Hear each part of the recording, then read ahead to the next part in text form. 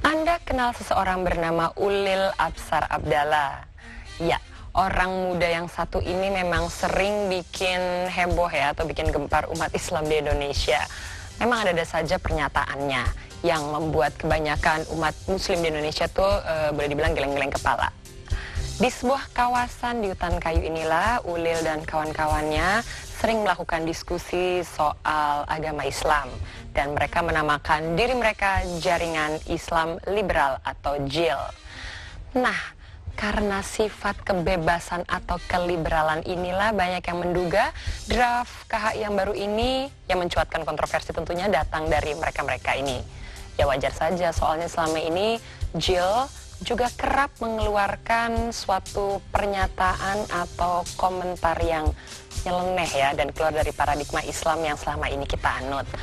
JIL juga bahkan menganggap segala sesuatu yang ada di Al-Quran dan hadis Nabi itu sifatnya temporer. Jadi istilahnya kalau memang sudah tidak relevan dengan zamannya, boleh-boleh saja dirubah. Memang agak agak serem sih ya ngedengarnya. Namun kebanyakan umat Islam di Indonesia juga tahu bahwa ya namanya juga mereka mengeluarkan pendapat, dan ini adalah negara demokrasi. Jadi ya sebenarnya sah-sah aja. Mau setuju boleh, nggak setuju juga nggak apa-apa. Nah, kita akan mencoba mengajak Anda menyimak sekelumit kisah JIL atau Jaringan Islam Liberal dalam tayangan berikut.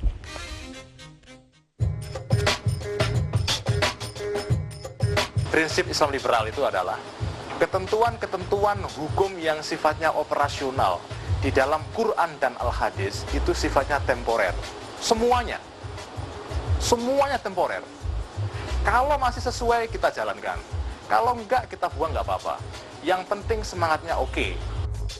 Silahkan kaget, silahkan terkesiap, silahkan pula geleng-geleng kepala mendengar pernyataan tadi. Dan itu sah-sah saja, apalagi bagi Anda kaum muslim kebanyakan. Yang barusan bicara tadi namanya Ulil Absar Abdallah. Sehari-hari ia menjabat sebagai koordinator Jaringan Islam Liberal di Indonesia. Wah, makhluk apa pula ini? Apa memang ada yang namanya Islam Liberal? Tapi begitulah kenyataannya.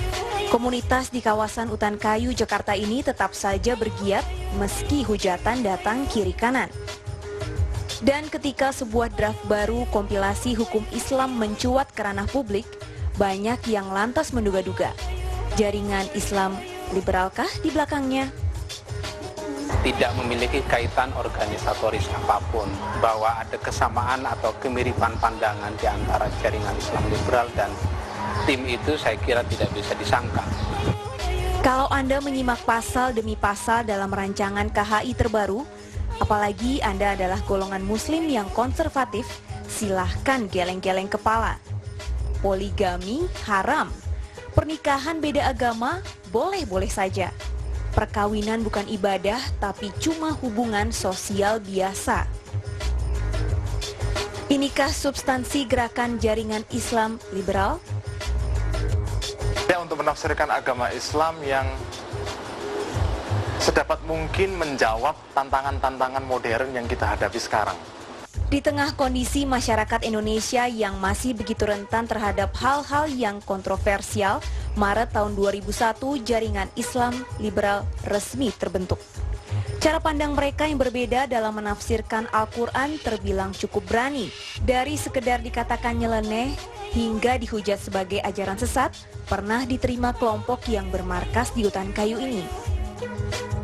Ya, metode-metode berpikir, kemudian istimbat ya, metode mengambil hukum dari ayat-ayat itu kami tidak sepakat, karena metodenya tidak dikenal di dalam khasanah pemikiran Islam yang sudah sudah given ya, sudah taken for granted itu.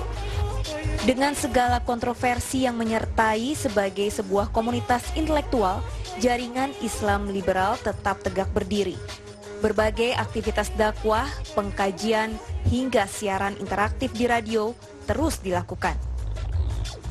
Keberanian komunitas jaringan Islam liberal menyampaikan ide-idenya dan menyebarkan pemahaman Islam modernnya di tengah masyarakat yang masih labil ini pasti memunculkan gejolak.